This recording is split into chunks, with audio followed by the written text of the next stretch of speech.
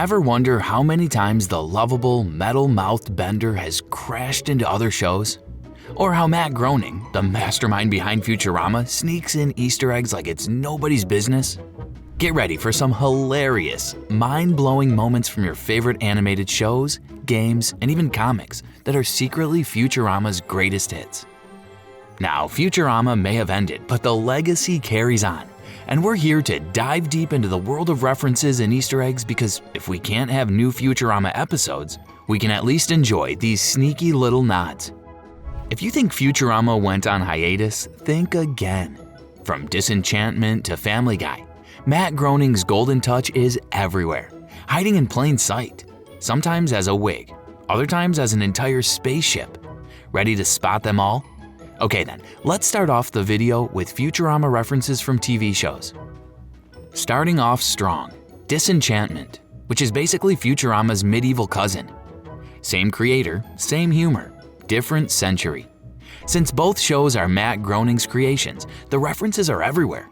It's less of an Easter egg hunt and more of a crossover buffet. So prepare yourself because this is gonna be a long one. First up, we have the episode For Whom the Pig Oinks, where in a scene we can see a shelf full of wigs. Look closely. That's Fry's iconic orange swoop.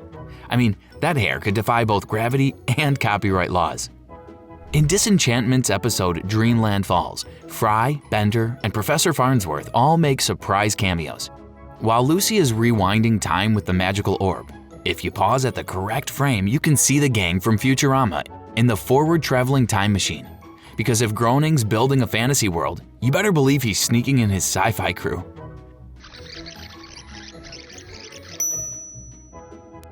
Also in Disenchantment episode 12, Stairway to Hell, King Zog, voiced by Bender's voiceover artist himself, shouts, "Bite my shiny metal axe!" which is obviously a direct reference to Bender's phrase. "Bite my shiny metal axe!" Also, in the same episode, tubes can be seen as a mode of transportation, like these.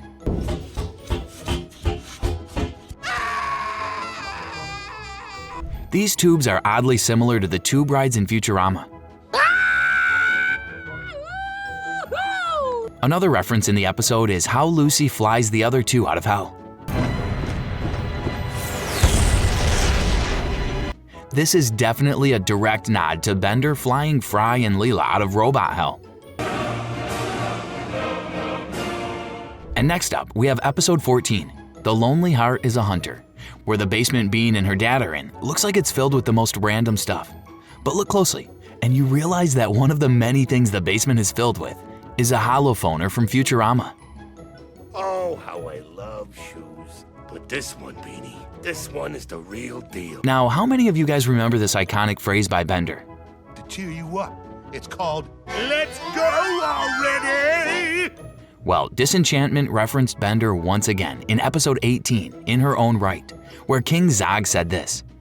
Well, let's go already! Okay, so now we can move on to episode 9, The Electric Princess. First, we see Bean opening the drawer and finding wires. Nothing out of the ordinary, right?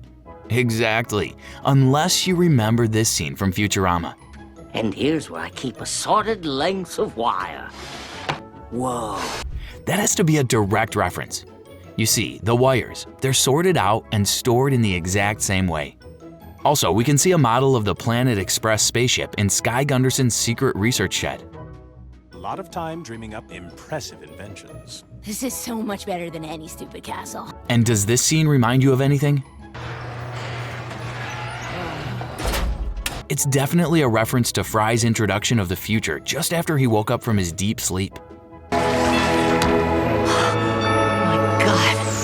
It's the future. Also, the showroom for Gunderson airships in this episode of Disenchantment is supposedly on Farnsworth Boulevard.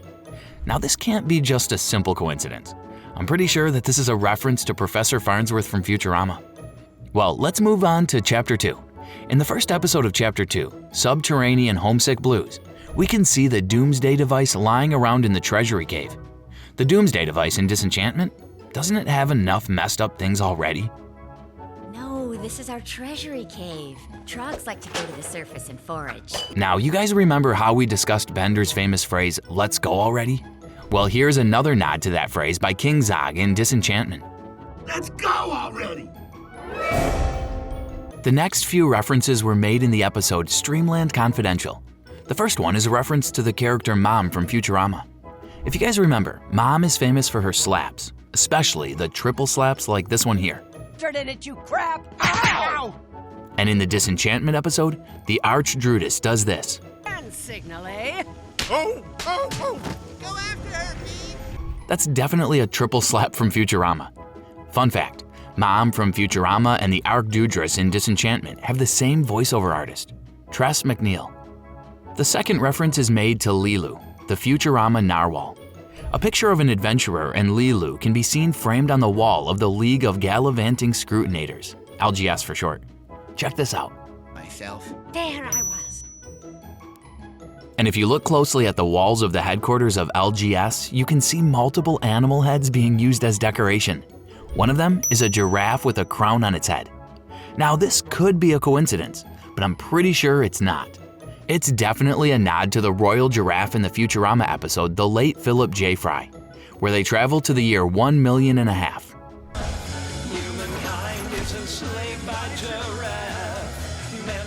Also, a logo for Airship Express can be seen on a tower in the background of Steamland. Now, I believe we can all come to the conclusion that the logo is a remake of the Planet Express logo from Futurama. Now, how many of you guys remember this scene from Futurama? I'm Craterface. Welcome to Luna Park. Now, is it just me, or the trip to the moon ride at the Steamland Festival is oddly similar to the Futurama character? I mean, look at that face. Also, Bender puts a bottle through his eye in Futurama.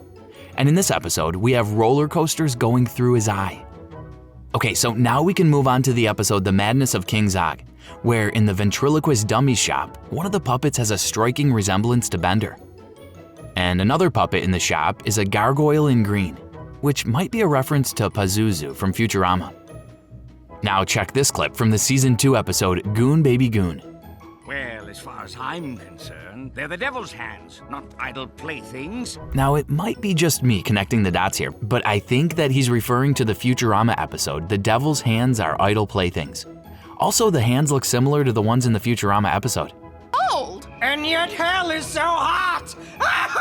Also, the head in a jar on the shelf in this episode is a concept taken from Futurama itself.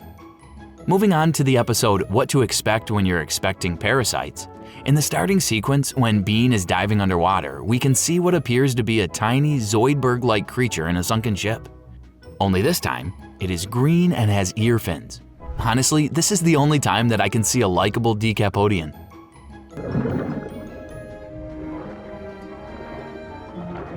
Next up, we have the episode The Goo-Bye Girl. In this episode, Lucy discovers what appears to be a library filled with a massive number of books. On the table in the library, there's a bunch of comics with pop culture Easter eggs. And one of them is the Futurama Comics issue number 1. This place is spiffy. All we have in hell is a little hot stuff.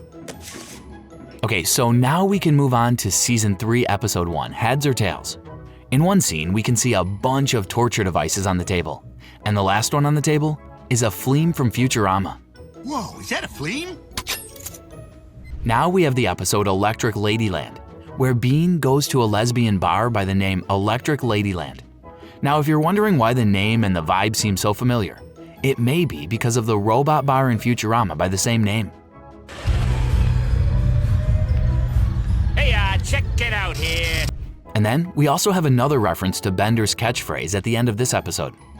Oh no! Look down there! Let's go already!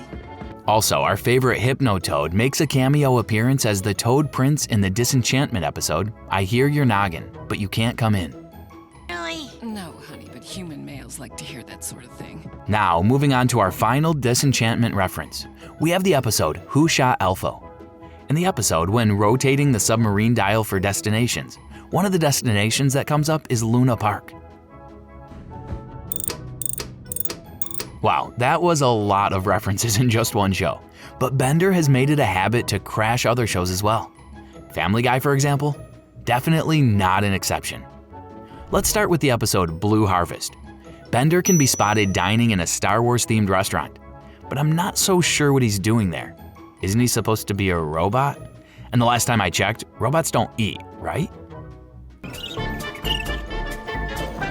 Bender makes a non-speaking appearance in the episode The Splendid Source, who heard the dirty joke from Al Harrington and passed it on to Tom Tucker, according to Peter. Herbert heard it from Tom Tucker. Tucker heard it from Bender on Futurama, oddly enough for some reason. Bender heard it from Al Harrington. Harrington from REO Speedway. In the same episode, Bender appears again, but this time as a picture on the wall in the background. We can't go to Virginia, Peter. Bonnie and Lois planned that couple's weekend to Maine. We're supposed to leave in the morning. During the premiere skit in Stewie Griffin, The Untold Story, a reporter on the red carpet asks Stewie Griffin if Fox has any plans to bring back Futurama. Well, turns out he had some strong feelings about it. Stewie, do you know if Fox has any plans to bring back Futurama? What magazine are you from? Entertainment Weekly.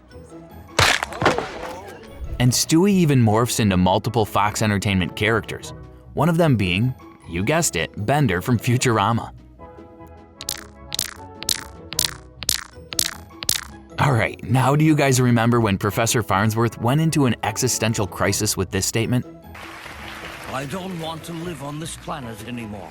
In Amphibia's episode Breakout Star, Polly says this. I don't want to live on this planet anymore. Same, Polly, same. Next up, we have the Mads Real Veal sketch, where Bender goes toe-to-toe with a robot-cow hybrid in a boxing match and loses.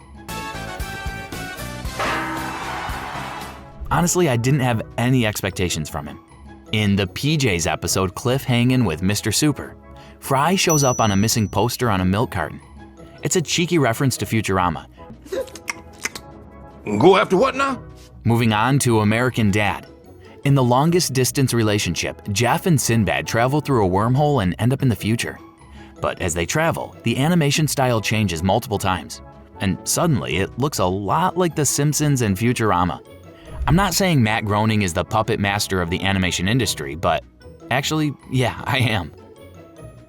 Wow, the wormhole! It's so beautiful! Next up, we have Last Week Tonight with John Oliver, where in a segment on housing discrimination, John totally disses Richard Nixon. Take a look. And it is worth reminding yourself once in a while just how deeply weird Nixon was. He's been rendered so silly by a lifetime of cartoonish impressions, it is genuinely unsettling to watch him make unyielding eye contact while saying, I believe that forced integration of the suburbs is not in the national interest, like a cold robot powered by racism. If you didn't get it, John pointed out how Nixon was parodied again and again in Futurama, like this. Good man. Nixon's pro-war and pro-family. Now, who doesn't like Futurama? Well, at least not this guy. I like me some Futurama. Well, now we're too damn cheap to receive it. So go the hell over to Carl Central and watch it to your heart's content. Carl gets Futurama? He didn't even want it until we started watching it. Yep, this is the scene from the episode Bible Fruit from Aqua Teen Hunger Force, where Frylock and Meatwad are having a discussion about watching Futurama. It's a nod to Futurama being removed from Adult Swim because Comedy Central had bought the rights to the show. Now let's move on to The Cleveland Show, where Bender makes not one, but two appearances in the episode Hot Cocoa Bang Bang. A person cosplaying Bender can be seen standing in line at Comic-Con. Actually, the whole line is of people cosplaying famous characters. Can you name them all? Let me know in the comments. And later in the episode, the same person cosplaying Bender can be spotted in the background of a chase scene. Over in the episode Harder, Better, Faster, Browner, a Billboard Top 100 list is shown, and Leela, Orphan of the Stars by Philip J. Fry is one of the songs on the list. Also, the Star Wars character Bendu Fry probably got his name from Bender and Fry, the main characters of Futurama. And no, of course we didn't forget about The Simpsons. Now, for those who didn't know, The Simpsons and Futurama have the same creator, Matt Groening. And so it's not a surprise that Futurama is mentioned many times in The Simpsons. In a scene from the episode My Big Fat Greek Wedding, Matt Groening, in The Simpsons, is seen autographing a Bender doll. I mean, what is happening here? Matt, can you stick to one successful show? Mr. Groening, will you autograph my Bender doll? Sure. Now, in the episode Love is a Many Strangled Thing, the opening sequence of The Simpsons features the Planet Express spaceship.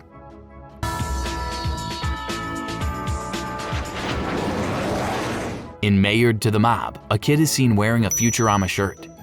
Hey, Lisa. Guten Tag. Hi. And Bender, Of course, how can we not notice a couple of Bender appearances in The Simpsons? For example, Season 11, Episode 15, Missionary Impossible, featured a Bender cameo on the jury. At this point, he should just be considered part of the cast. Sure, Fox makes a fortune from advertising, but it's still not enough. Moving on to the episode Halloween of Horror. A Bender costume for Halloween? Great idea, kid. Grown-up Halloween seemed pretty fun. I saw an areola! And of course, Homer had to steal the idea. I mean, if I were him, I'd do the same.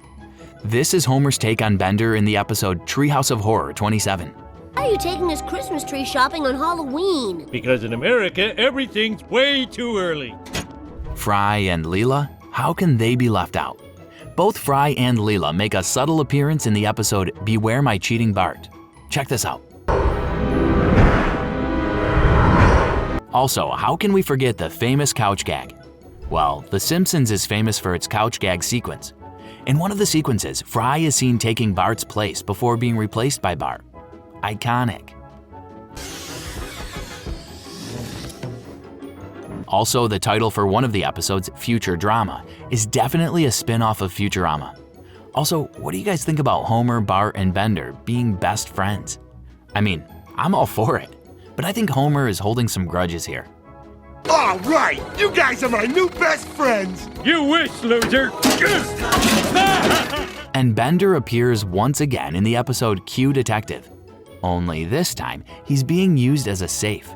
Come on, Marge. He's a friend, not a household appliance.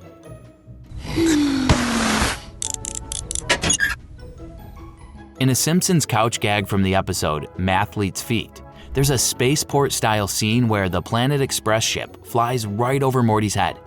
And a few shots later, we can see a Slurm vending machine. Did we just get Rick and Morty and Futurama in one Simpsons episode? That's a crossover dream come true.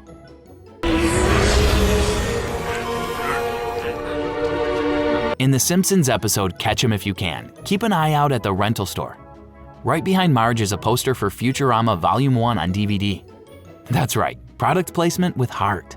Marge may be renting romantic comedies, but someone at the store knows real sci-fi. In Treehouse of Horror 9, executive producer David X. Cohen is credited as... Good line. That's not subtle, it's a straight up CTA before call to actions were cool. In Treehouse of Horror 33, the Simpsons World segment ends with a lineup of dystopian theme parks. One of them? Futurama Rama, housed inside a giant dome shaped like Bender's head. You just know there's a slum stand inside.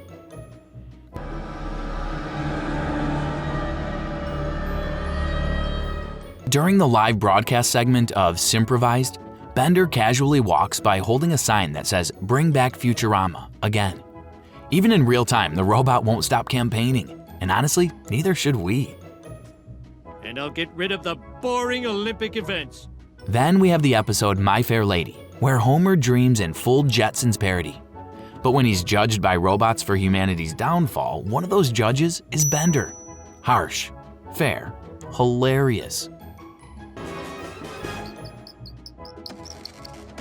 Also in the episode Fraudcast News, the squeaky-voiced teen yells, "Why did they cancel Futurama?" and tries to jump off a cliff in despair. Why did they cancel Futurama? He survives by landing on a car mid-makeout session. Futurama fans, we've all felt that level of emotional damage. That 90s show begins with Homer lovingly describing the decade, and casually drops that a struggling Matt Groening created Futurama. A struggling Matt Groening created Futurama, and young people believed in their dreams. Rough beginnings, great endings. Well, except for the part where it got canceled. Again. Also in the episode Replaceable You, Bender shows up on the cover of Popular Robotics magazine. If anyone deserves the cover, it's the booze-powered, foul-mouthed icon of future tech. It's a future shock. And how can we not notice Hypnotoad in The Simpsons? In Guillermo del Toro's epic intro to Treehouse of Horror 24, the Hypnotoad makes a glorious, glowing-eyed cameo. All glory to the crossover king, Ribbit. The episode Simpsorama is the ultimate event, a full-on crossover where the Futurama gang crash lands into Springfield. Time travel, genetic mutations, and Bart Bender chaos. What more could you want? In Bart vs. Lisa vs. the 3rd grade, Bart daydreams about his classmates turning into pop culture characters, including Bender.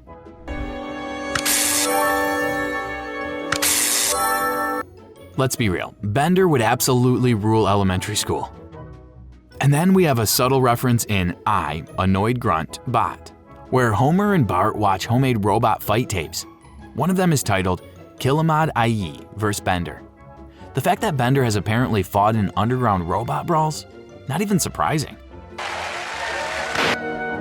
Listen, son, there's something I have. In the Drawn Together episode Breakfast Food Killer, Bender pops up briefly as a silhouette, waiting in line to be Frankenberry's new mascot.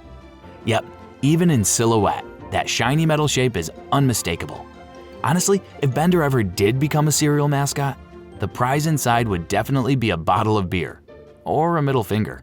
In The Grim Adventures of Billy and Mandy episode Dream Mutt, Wiggy Jiggy Jed drops the line, "So you can lick my candy-striped," check this out. Sorry, King Tut, but this mutt don't sleep in no hut, so you can just kiss my candy-striped. Which sounds a lot like Bender's classic, Bite my shiny metal ass. You couldn't afford it, honey. Coincidence? Maybe. But if you squint hard enough and add a few beers, it definitely feels like a sugary shout out to our favorite rude robot. Anyway, let's move on. In Johnny Test's episode JTV, while flipping through TV channels, someone says, I'm my own grandpa. which is definitely giving off major Fry energy. If you know Futurama, you know that's not just a weird joke.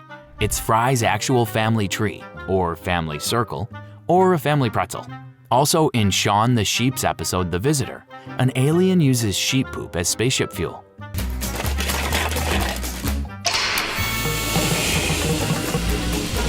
You heard that right.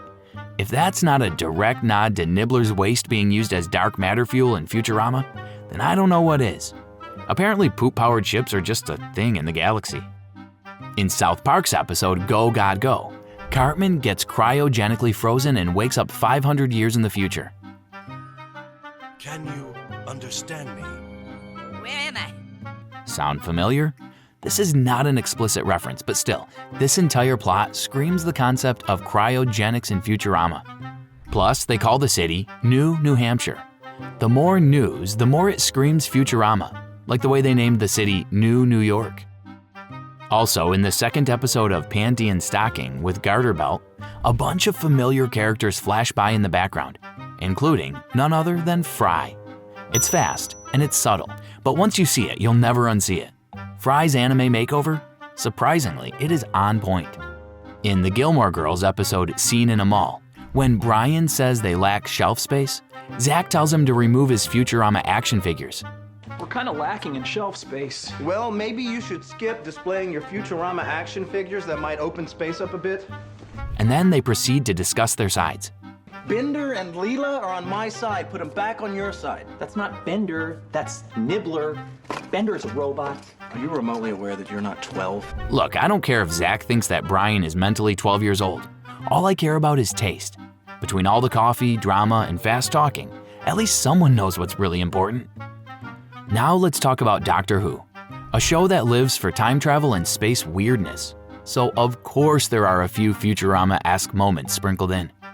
In Series 1, The Long Game, someone mentions Mars University. Yes, yeah, I'm on a research project from the University of Mars. The Martian boondocks, typical. Sound familiar? It should. Fry briefly attended that institution too. In the Series 2 episode New Earth, we're introduced to the city of New York. What's the city called? New York. Oh, come on. It is. It's the city of New York. Does the city name seem familiar? Yep, it's a direct reference to New York in Futurama. Series 3's Gridlock revisits that city, although I think they exaggerated a bit too much. I mean, come on, 15 times New York? Check this out. Second time of mankind. 50,000 light years from your old world, and we're straight back in the middle of New York. Although, technically it's 15 New York, so it's New York. In the intro of the Series 4 Christmas special, Voyage of the Damned, an interstellar cruiser modeled after the famous cruise ship the Titanic can be spotted. And yeah, this is basically the same spaceship from the Futurama episode A Flight to Remember. The largest, most luxurious space cruise ship ever built, the Titanic. Next up, we have the Keenan and Kel episode Futurama, aired on December 31st, 1999. In the episode, we're launched into the year 3000. The episode shares nothing with Futurama except the title, but hey, it's close enough. A+ for prophetic naming. Over in the series Journeyman, in the episode Emily, Dan Vassar travels back in time to the year 2001 and enters his own house. And at that time, on a TV screen, a clip from Parasite's Lost is seen. Come everyone, give Fry some privacy. And finally, in Modern Family's Manny Get Your Gun, Manny tries to prank call someone under the name Seymour Butts. Yes, hello, is Seymour Butts there? This might sound like classic elementary school humor, but fans will remember that Seymour is also the name of Fry's loyal dog, which eventually died. So now we're laughing and crying. Speaking of prank calls, do you guys remember the prank calls Bart Simpson makes to Moe's Tavern? Well, here's another one. Hello, Moe's Tavern, birthplace of the Rob Roy. Is Seymour there? Last name, Butts. Just a sec. And not just TV. Futurama is everywhere. You'll be shocked by just how many iconic films give a nod to the world of Fry, Leela, and the crew. Let's break it down. First up, we have the fourth short movie of Duck Dodgers, and it was titled Attack of the Drones. In the movie, Dr. Zoidberg from the Futurama franchise is seen making a cameo appearance as a council member, because even spacefaring ducks need a weird lobster doctor. Moron. Now, how many of you are aware of Slurm, the fictional soft drink in the Futurama-verse? Now, how many of you recognize the logo of Slurm in the 2009 short film Logorama? Even the film's name is familiar to Futurama. See the similarity? Futurama, Logorama. Also, many of you would have watched the movie Escape from Planet Earth. But did you guys ever notice that among the numerous names that already belong to various characters from pop culture media is a name related to Futurama? Here you go. I'll give you guys 3 seconds to find that name. 1, 2, 3. Time's up. Well, who could it be other than the fan favorite Bender? Don't worry if you guys didn't notice it before. I mean, that's what we're here for. And what about this scene from The Mitchells vs. the Machines? When Pale Max is introduced and demonstrated, we can see one of the audience's phones, where one comment says, "Shut up and take my money." I wonder if this line has anything to do with this scene from Futurama. Shut up and take my money. I mean, it's definitely an allusion to the Futurama scene. Finishing off the movies part of this video, we have the Hitchhiker's Guide to the Galaxy. Now, if you've ever seen the Hitchhiker's Guide to the Galaxy, you might spot a robot that feels eerily familiar. This character has the same characteristic attitude and mechanical design that made Bender such an iconic figure. It's like a mini tribute to Futurama that sneaks its way into the movie, and it's hard to miss. Now let's take a look at some Futurama references in video games. And spoiler alert, Futurama has a video game of its own. Stay till the end to find out. Starting off strong with Fallout New Vegas, where you'll bump into humanoid robots that look a whole lot like Bender. Coincidence? We think not. In the game Contra 4's credits, wait, I won't tell you. Guess who's mentioned in the credits? Yep, of course, it's Bender from Futurama. Also, check this out. In the Wild Wasteland, players can find a skeletal dog that is named Seymour. This is a direct reference to the Futurama episode Jurassic Bark, where Fry's dog, who's also named Seymour, gives his last breath. If you didn't cry while watching this episode, please get your soul checked. Next up, we have Futurama the video game. Released in 2003 for PlayStation 2 and Xbox, Futurama the video game presents a 3D platformer spin-off of its television show. Through the video game, players manage characters including Fry, Bender, and Leela alongside Dr. Zoidberg as they traverse environments that replicate the show's comic tone and locations. The plot? Evil Mom wants to take over the universe. Your mission? Shoot stuff, make jokes, and save the future. It's chaotic, it's goofy, and honestly, it's everything you'd expect from a Futurama video game. Moving on to the famous video game Enter the Gungeon, one of the NPCs of the game, Professor Gupton, speaks in a fictional alien language from Futurama, which substitutes every letter of English with a symbol. Also, the 7-leaf clover in the game is a direct reference to Fry's 7-leaf clover from Futurama. Holy camoli, a 7-leaf clover. The final reference to Futurama in this game is this gun. The gun here is a direct reference to the wind-up laser guns in Futurama. Now, in Legend of Heroes Trails to Azure, during a friendly sparring match with two female bracers, Randy, the party's resident flirt, drops the line, "The spirit is willing, but the flesh is spongy and bruised." Yep, that's straight from Zapp Brannigan in Amazon Women in the Mood. We need rest. The spirit is willing, but the flesh is spongy and bruised. Now, we've already seen just how much The Simpsons has referenced Futurama due to credits to Matt Groening. Keeping that in mind, how is it possible that The Simpsons game doesn't include some Futurama in it? In The Simpsons game, Matt Groening literally becomes a boss fight and starts summoning Bender and Zoidberg to fight Homer and Bart. I mean, if you're gonna get ganged up on, it might as well be by pop culture legends. Say hello to my little friend. Aw, snap! Next up, we have another Simpsons game, The Simpsons Night of the Living Treehouse of Horror, which has a level called If I Only Had a Body, where Homer's robot body looks suspiciously like Bender's. The resemblance is uncanny, lazy eye, beer belly and all. Somebody clearly hit copy-paste.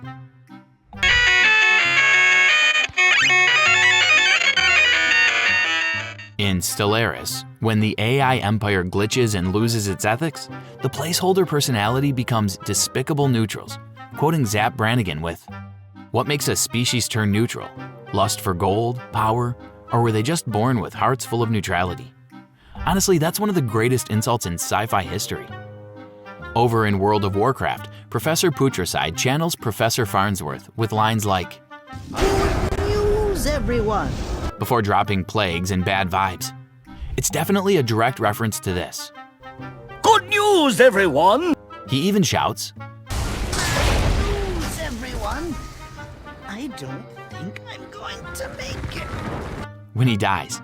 It's like Farnsworth's chaotic twin got into potion making and never left the lab. And the final game reference to Futurama is in World of Horror, where one of the old gods, Gotheg, is an axolotl with a hypnotic stare. And if you're thinking, that sounds like Hypnotoad, you're absolutely right. All glory to the axolotl. I mean, Hypnotoad. And whenever Matt Groening releases a show, it takes over the internet like spreading fire. The same happened with Futurama. Here we can see some of the mentions of Futurama in web videos. Starting off this segment with the 8-bit guy, who loves slipping in Futurama references when talking tech. For example, take a look at this. While explaining cassette drives, he shows Bender hanging a reel-to-reel poster like it's a pinup. Of course, robots might like that. In the next episode, how old-school floppy drives worked. While covering floppy disks, he shows Fry using an 8-inch floppy as a security tape.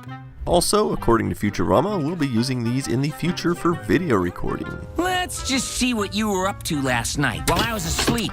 And Bender's brain gets shoved into a 3.5-inch disc. Apparently, will even be used in the future to store robots' brains. I downloaded his brain. Everything that is Bender is right here. His mind, his memory. Makes sense. That robot has a backup brain storage. And finally, we have the video Basics of Basic, where he goes even deeper. Bender and Fry's Home Sweet Home sign is shown in basic mode. And you can see basic line numbering schemes on everything from his Home Sweet Home poster to the founding principle of the Church of Robotology. And then he throws in Kif's Heartbreak hologram, which apparently took 4 million lines of code. Also, Kif creates his HoloShed programs in BASIC. 4 million lines of BASIC. For one message.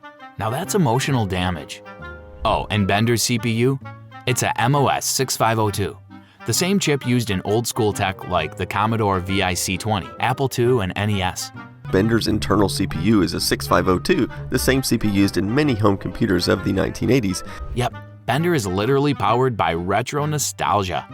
Moving on to this guy, the angry video game nerd. In his review of Bartman Meets Radioactive Man, he roasts the game and notes how Dr. Julius Crabbe looks just like Zoidberg. The boss here is Dr. Julius Crabbe, not Zoidberg. And he's not wrong. It's Zoidberg in a budget villain costume. Now, during the Nostalgia Critics review of The Iron Giant, he drops a Bender clip. Bite my colossal metal ass! Right as the giant appears. Same metal, different moods. Also in a fun journey through Phantom Strider's video, the 10 most hated junk foods, when it's time for Turkish delights, he immediately flashes fry on screen before clarifying he meant the dessert. Fry is Turkish delight. Shut up and take my money! No, the other fry. This fry was a chocolatier. Now let's turn the page to comics and magazines, because Futurama refuses to stay confined to screens. From blink and you miss it cameos to full-blown parodies, the crew is all over print media. And guess what? Matt Groening created not only The Simpsons and Futurama, but also a comic. We'll discuss that in the video as well, so stay till the end.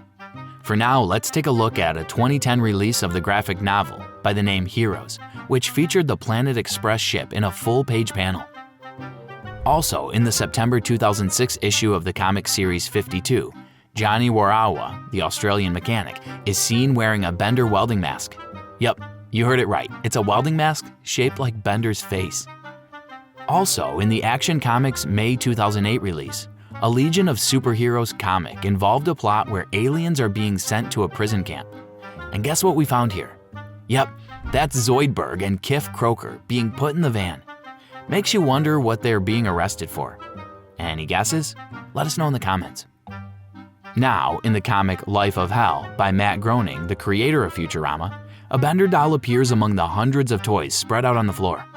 This is in the 1999 Christmas strip. What are Easter eggs doing on Christmas? I guess Groening mixed up the holidays. Bender also appears in another Star Wars comic, Junk Heap Hero, where he's seen as one of the scrapped droids. Knowing Bender, he probably put himself there just to nap. Next up, we have the Star Wars comic by the name Skippy the Jedi Droid. In one of the issues of the comic, Bender from Futurama makes an appearance among the robots that made fun of Skippy. The question is Bender inhumane enough to bully a fellow robot? Do let me know in the comments. Moving on to this strip of the webcomic, The Order of the Stick, where Belkar suddenly goes from chaotic murder gnome to completely calm and drops the line, "I have no strong feelings one way or the other." If you've ever seen the neutrals in Futurama, you know this is their entire vibe. What are your thoughts on this momentous occasion, your neutralness? I have no strong feelings one way or the other. Next up, we have the comic Square Root of Minus Garfield, which gives us a visual gag in the strip, where John glues Bender to his face. Also, in Square Root of Minus Garfield, there's Donut Wars and Zoidberg, where Zoidberg eats Professor Farnsworth's donut and blames Fry. It's inspired by the 30% Iron Chef, and honestly, it makes way too much sense. Also, in Off the Mark, there's an issue that was released on 17 September 2009. The issue featured a single-page comic where Leela from Futurama and Mike Wazowski from Monsters, Inc. are chatting in what looks like a bar. And if you look closely, you can see Bender and Fry in the background. In another strip of Off the Mark, Leela makes an appearance among the characters at the Betty Rubble Center for Recovering Toons. And guess what? Fry is there as well. In Foxtrot, you'll find Bender as a toy sitting on a desk, just vibing next to two other figurines.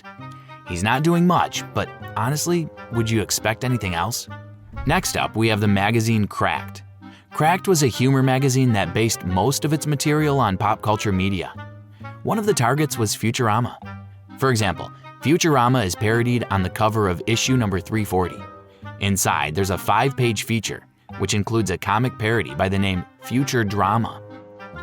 Also, in issue number 342, which is the Toon issue, Bender once again makes an appearance. Only this time, he's not enjoying a drink at a bar, but is impaled on Bart's hair. Brutal. But hey, it's Cracked. They don't hold back. Similarly, we have Mad Magazine, which parodies Futurama in multiple releases. Let's take a look at a German release, where there's a 4-page parody by the name Baderama. The name sounds familiar, but so are the contents. In another German magazine, Futurama is parodied on the front cover. Similarly, on the cover of 2008 summer issue, when Tony Stark is dealing with the villains who kidnapped him and held him hostage, instead of coming out in his suit, he comes out as Bender from Futurama. Even the villains can't help but laugh at this. And the final reference is in another magazine, Mother Jones, where 4 panels of Futurama were featured on the back of the May 2001 issue. And there you have it. Futurama's influence is everywhere, from TV to movies to comics. Who knew a show about a slacker in the future could have such a lasting legacy? What's your favorite Futurama reference in another show? Let us know in the comments. Until next time, stay sharp, and don't forget to look out for that orange hair and metal robot, because you never know when they'll pop up next.